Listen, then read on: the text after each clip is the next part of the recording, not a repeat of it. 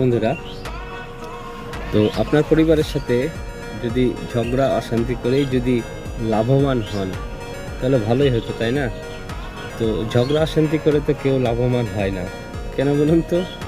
আপনি আজকে ঝগড়া অশান্তি করবেন, যে একটা সময়কে নষ্ট করবেন, মনের মধ্যে মনোমালিন্য, দূরত্ব বাড়াবেন, এটা কিন্তু ঠিক না, এটা ভালো না। তাহলে ঝগড়া অশান্তি করে লাভ নেই, চুপ থাকাটাই সেও ভালো আর কি।